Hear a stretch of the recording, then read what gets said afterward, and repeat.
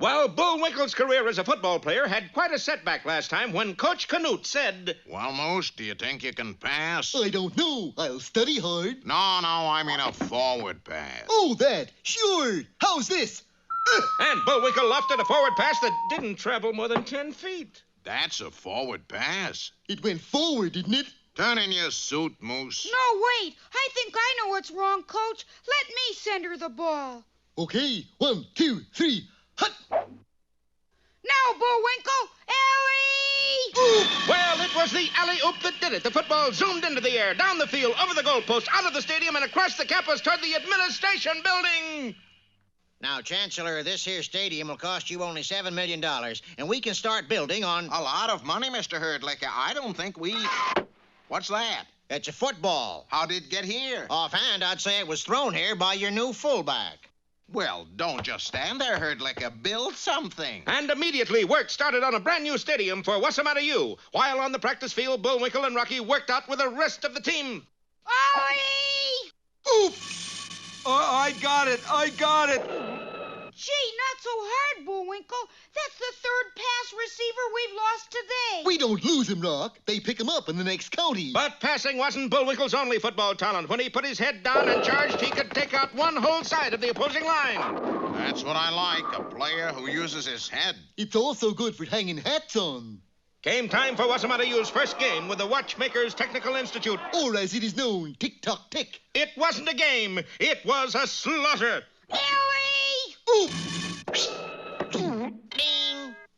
Ellie! Ooh! Ding! A minute before the end of the game, with Wasamatta U leading 66-0, Coach Canute took Bullwinkle out. Immediately, things were different. In the next 60 seconds, Tick-Tock-Tech scored 60 points. But then the final gun sounded. Well, a big upset like that didn't go unnoticed. Wow! Look what the newspapers say about the game, Rock. I don't see anything. Look down here. Wasamatta 66, tick-tock 60. The type's too small for me to read. But as the season progressed, the headlines got bigger and bigger. Wasamatta U, 90. Barely normal, 0. Wasamatta 89, Purdy Polly 0. Wasamatta, 150. DuQuoin's Grammar School, 0. Little mix-up in the schedule there. Wasamatta was the only team in the nation which was undefeated and untied. Not untied, we're just a little loose is all. But on television, every silver lining has a dark cloud, and our show is no different. For in a downtown bat cave in a large city, some professional gamblers were posting betting odds on next week's game. Oh, boy. You see the odds on Wasamatta U? 200 to 1. Incredible. Well, Natasha, this is it. This is the time for me to turn over a new leaf. What? You know how I am, honey bun. Always destroying things, wrecking them, smashing them up. Yes. Well, now I'm going to do just the opposite of breaking things. You mean? Yes, I'm going to fix a game. And he's just the fixer to do it, too. Oh, don't fail to see Wager at Dawn or Early to Bet.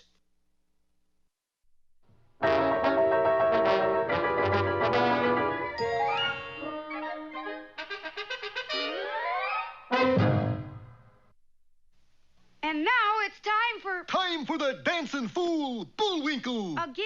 Do-do-do-do-do-do-do-do-do-do-do-do. And now for one of our special fairy tales. Yeah.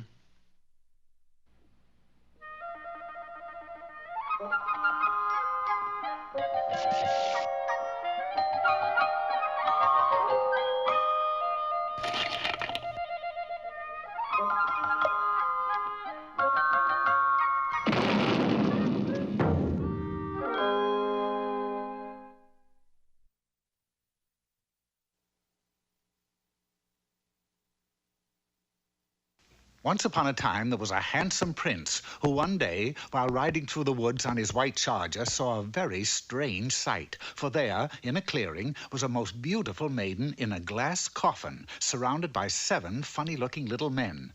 Dwarfs, I believe they're called. The prince quickly rode to the spot and kissed the beautiful maiden.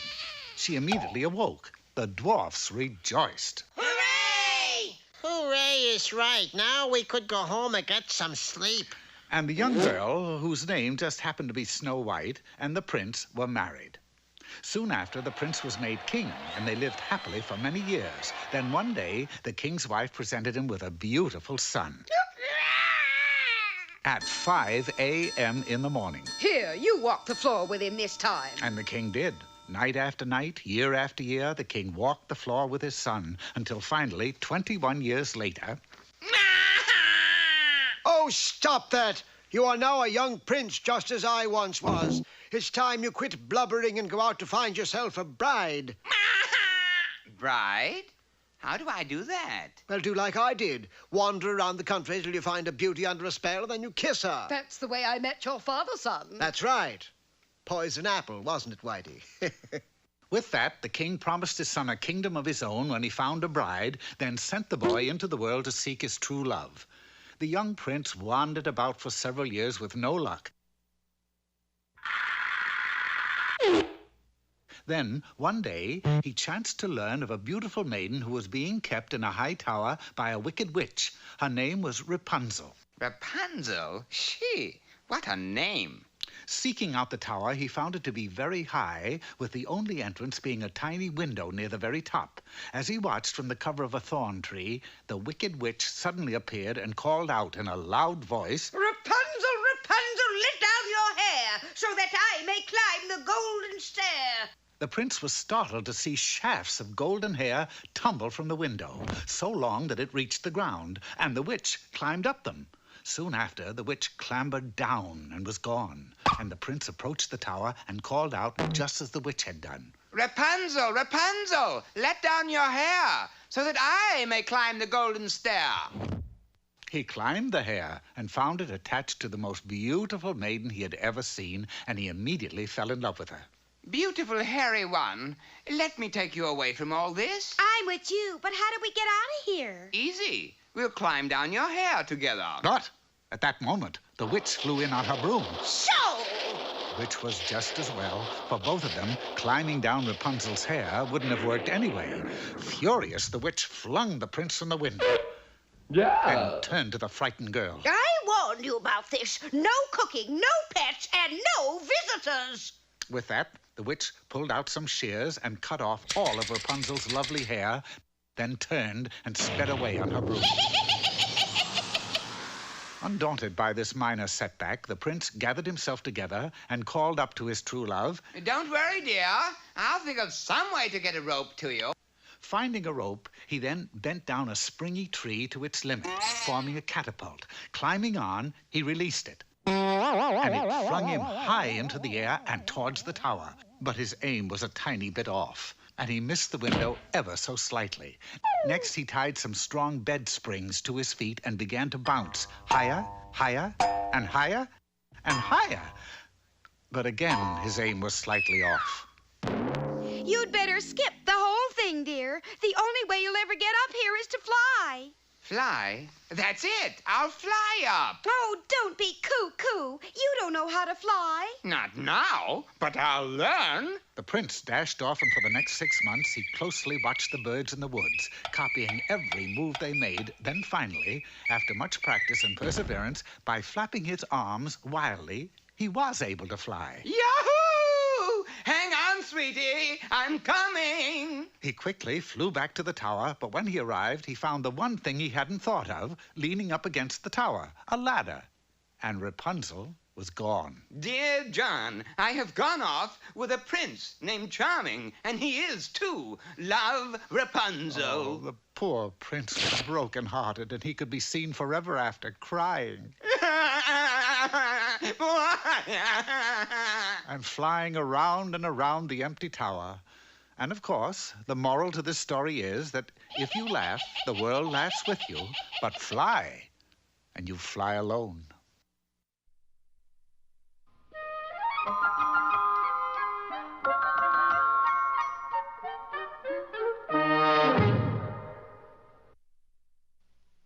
That's a pretty strange-looking painting, Bullwinkle. I just paint what I see. Well, what do you see? This is what I see. And here's Bullwinkle's corner. Hello there. Time again for a small belt of culture. Today's poem is a searching character study called Simple Simon. Simple Simon met a pieman going to the fair. Said Simple Simon to the pieman, let me taste your ware. My what? Not your what, your ware. Let me taste your ware. What where? I got no where. You know what where? Anywhere. Who's got where? You got where. I don't got where. Ask her. Maybe she's got where. Who's she? She's witch. Witch? Yes, see if she's got where. What where? Witch's where. What? No, where?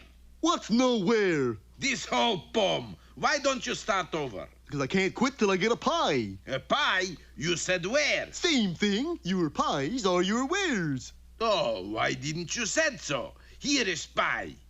That's better. Better? Sure. Now I'm getting somewhere. And now... Hey, Rocky, watch me pull a rabbit out of my hat. Again? Nothing up my sleeve. Presto! Ooh, don't know my own strength. Now here's something we hope you'll really like.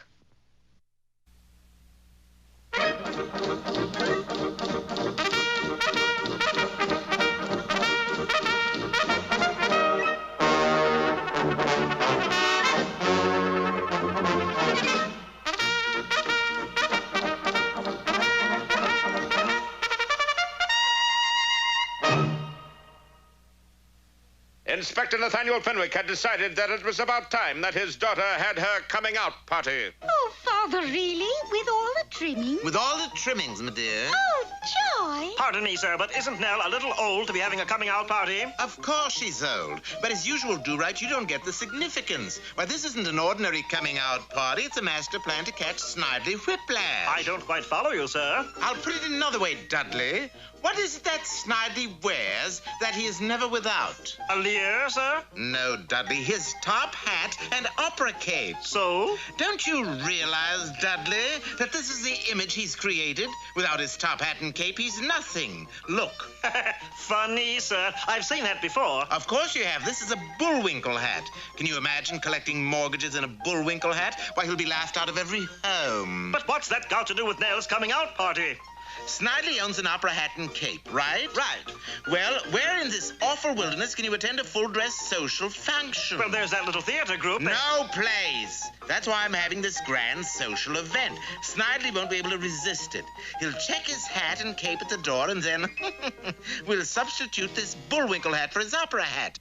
An invitation, Homer, an engraved invitation to Nell Fenwick's coming-out party. But Snidely, that's at the RCMP camp. Homer, I'd go to the ends of the earth to attend a social event of this prominence. But don't it seem strange that a 37-and-a-half-year-old girl should be having a coming-out party? With me top hat and cape, I'll be in the height of fashion. A party, whee! Check your hat and cape, sir. Certainly. And while Snidely Whiplash was tripping the light fantastic, a Bullwinkle hat and large check coat was substituted for his top hat and cape. Thank you, my dear. I don't know when I've had a better time. My hat and cape, please. Here you are, sir. This isn't my top hat and cape. I'm sorry, but it's the only one that's left. It must be yours. I'm telling you, it is not my hat and cape. You won't hear the last of it. The next day, Snidely Whiplash went about the Canadian mountainside trying to collect mortgages. Either pay me the money or out into the cold you go. Look at that funny moose hat. Oh, please pay me the mortgage, please, will you? Such a funny hat. And so, Dudley, Snidely's having a terrible time collecting mortgages. They laugh him out of their homes. Without his hat and cape, he's nothing. It certainly must be a powerful symbol. It is arch-villain Dudley Do-Right. All right, Dudley, you've had your little joke. You can take off Snidely's hat. And I've got you, Inspector Fenwick, in me clutches. Where did I go wrong? Snidely, there's a new arch-villain who has moved into the territory. He wears a top hat and a cape, and he has already tied 27 old ladies to the railroad tracks. He's going to beat your record. Well, what do you expect me to do about it? Aren't you going to pulverize him, Whiplash? I mean, 27 old ladies. He's cutting in on you a bit. In a moose hat, he'd only laugh at me. Can't you stop him? There's only one way. There's only one man can stop him, and that man is Dudley Do-Right. And you've got to send Dudley Do-Right to stop this fiend, this arch-villain. As a taxpayer, I demand that you apprehend him. Snidely, we can't send Dudley Do-Right to apprehend this arch-villain. Why not?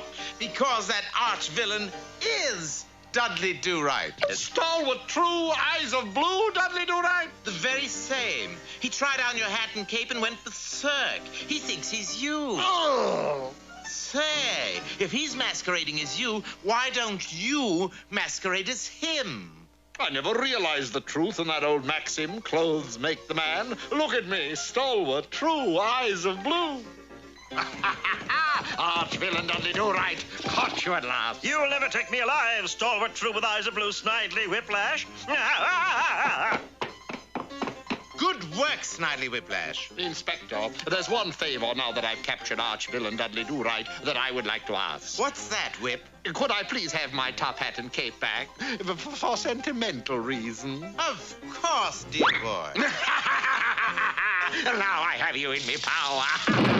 Where did I go wrong? Well, all's well that ends well, eh, Inspector?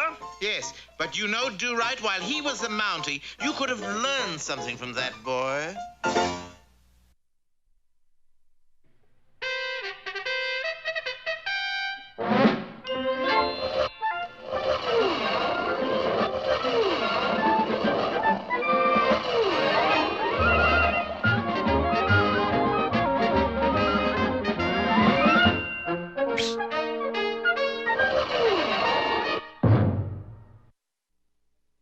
Well, the latest sensation of the sports pages these days is Wassamata U and its forward-passing phenom, Bullwinkle Moose.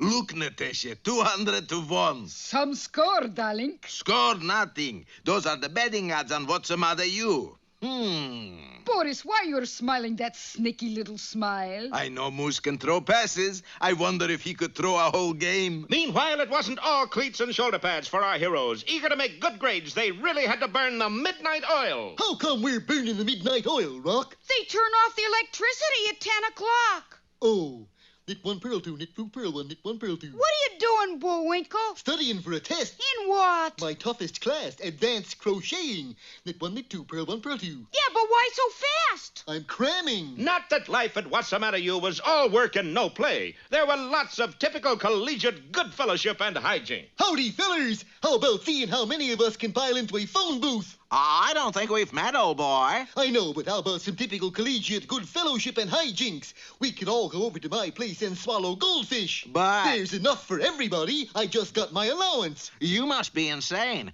Come on, chaps. We're all going over to picket Norman Mailer at the Student Union. Gee, Bullwinkle. What am I going to do with 300 goldfish? Well, why But don't you... although Bullwinkle didn't know it, he had an even more serious problem. Well, Natasha, it's great to be back on the campus. Back? Boris, you went to college? Penn State? No, State Penn. But how are we going to convince Moose he should lose a football game? We got secret weapon, honey bun. Oh, I love secrets. Let's see. Here is secret weapon. Boris, is me. And thus it was that next day when Bullwinkle and Rocky left the practice field, they were confronted by a weeping figure. Boo-hoo-hoo. Hold it, Bullwinkle. That sounds like a lady in distress. So? Gee, didn't you ever read the Hero's Handbook? I can never get past the picture of General MacArthur on the cover. Well, Chapter 2 says we should always help ladies in distress. Hi there, lady. Are you in distress? Distress, that dress, who cares? I'm distraught. Do we help ladies in distraught? What's the trouble? It's about next Saturday's game. With Hard Knocks College. Don't worry, we'll mobilize them. That's just it. My little brother is on that team. Your brother? Crazy Legs Kalbfuss. And if Hard Knocks doesn't win Saturday, they'll throw him off the team. Gee. They'll take away his sweater. And it's turning cool, too. They won't even let him watch American Bandstand. Is there no pity anywhere? So, you're great, big, wonderful Moose. That's me, all right. Maybe you could see to it that Hard Knocks wins next Saturday. Why not? Bullwinkle, you can't do that. I'm supposed to help ladies in distress. But Chapter 3 says you never throw a game. Well, you read your chapter, I'll read mine. What was that you called me, Missy? A great, big, wonderful schnook. Sounds different this time. Well, has Bullwinkle fallen prey to Boris and Natasha's vile scheme so quickly? Be with us next time for Standing Room Only, or Bullwinkle Sells Out.